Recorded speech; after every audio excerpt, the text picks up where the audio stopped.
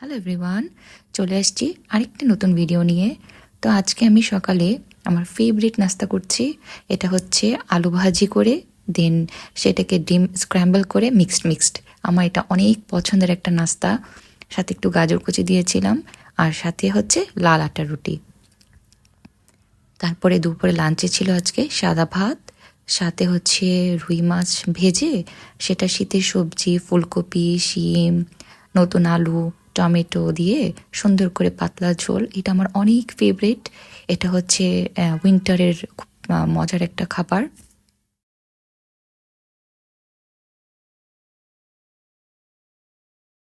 তারপরে দুপুর হতে না হতেই আমার কেন জানি চায়ন চিলের এই সসটার খুব ক্রেভিং হচ্ছিল, পুদিনা পাতার সস এটা। তো আমি সিঙ্গারা অর্ডার করে নিলাম, সাথে হচ্ছে ওই সসটা আমি বেশি করে অর্ডার করেছি যেন আমি ফ্রিজে রেখে দেখা যায় নানান কিছুর সাথে খাওয়া যায়। আমি বিছানায় বসে বসেই খাচ্ছিলাম এই যে একটা সিঙ্গারা, সাথে পেঁয়াজ আর এই চাটনি। সিঙ্গারাটা না আমার খুব একটা ভালো লাগে না, কিন্তু চায়ন চিলের এই ছোট ছোট সিঙ্গারা ভিতরে কলিজা দেওয়া থাকে, শীতের মধ্যে খেতে ভালোই লাগলো। আমি পরপর কয়েকদিনই মানে ব্যাক টু ব্যাক অর্ডার করেছি। আর চাটনিগুলো তো আমি ফ্রিজে রেখেই দিই।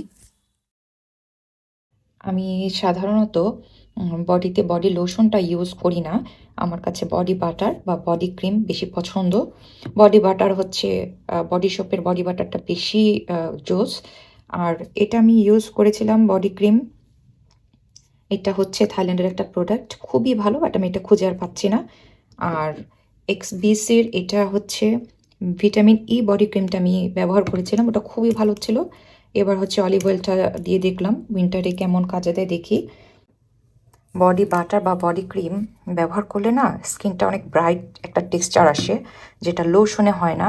আমার কাছে মনে হয় লোশনটা ইউজ করলে হচ্ছে স্কিনটা একটু কালচে ভাব আসে, স্টিকি লাগে আমার কাছে। পরের দিন দুপুরে আমি একটু গিয়েছিলাম চুলটা কালার করতে। আমার হচ্ছে চুল না কালার করে আমি থাকতে পারি না, কেন জানি আমি জানি না, করতে করতে অভ্যাস হয়ে গিয়েছে। তো জানি যদিও হচ্ছে মানে কালার করতে করতে দেখা যায় চুল ড্যামেজ হয়ে যায়, তারপরও কেন জানি এটা আমার একটা এক ধরনের ক্রেভিং। আমি চুলটা না কালার করে আমি থাকতে পারি না। তো আমি আমার ছোট বোন গিয়েছিলাম একটু হেয়ারটা একটু রিফিল করতে, হেয়ার কালার। পরের দিন সকালবেলা আমি হচ্ছে এই দুটা ডিম সিদ্ধ বসিয়ে দিলাম। আমার এখন বয়েল এগ খেতে কেন জানি খুব ভালো লাগে। আর আরেক চুলায় বসিয়ে দিলাম হচ্ছে বিরিয়ানির মাংস। আমি সব মিক্স করে একবারেই মাংসটা বসিয়ে দিলাম, কারণ হচ্ছে এখানে যেহেতু এটা ব্রয়লার মুরগি খুব দ্রুত সিদ্ধ হয়ে যাবে। এখানে টক দই, বাদাম বাটা আর সব কিছু মিক্স করে একবারে বসিয়ে দিলাম। ভিডিও করতে করতে আমি খেয়ালই করিনি আমি যে চুলাই জ্বালাইনি।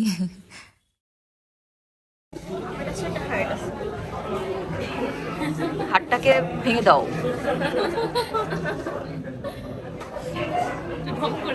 Please, broken the heart.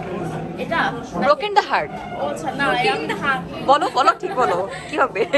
Broke the heart broken.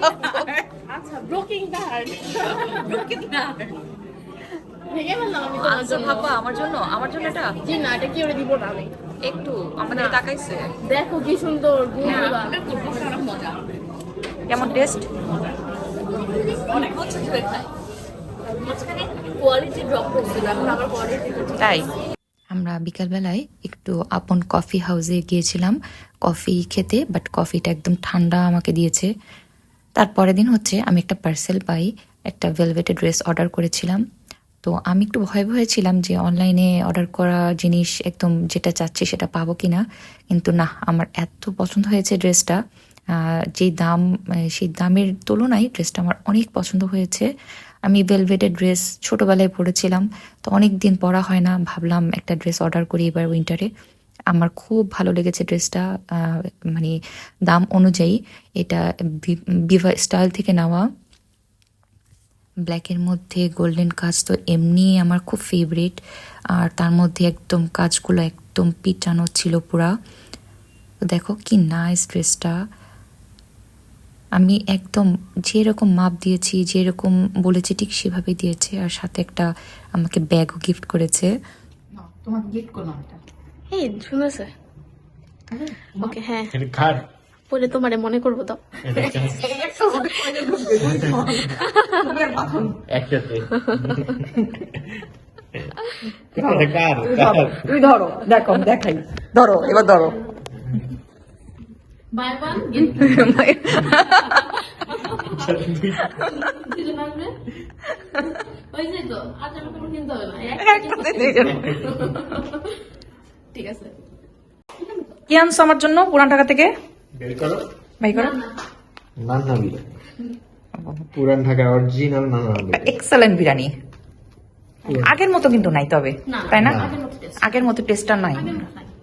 কিন্তু এটা অরিজিনাল নান্না বিরিয়ানি স্মেলটাই আর কি যা ওই যে ঢাকাইয়া, ওই যে ঢাকাইয়া।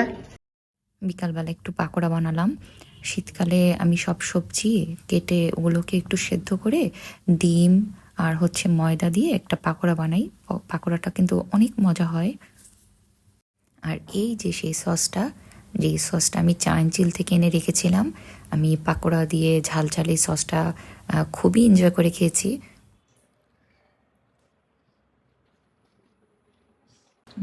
তো আজকে ভিডিওটা আমি এখানেই শেষ করছি। আমার ভিডিওটা দেখার জন্য অসংখ্য ধন্যবাদ। আল্লাহ হাফিজ।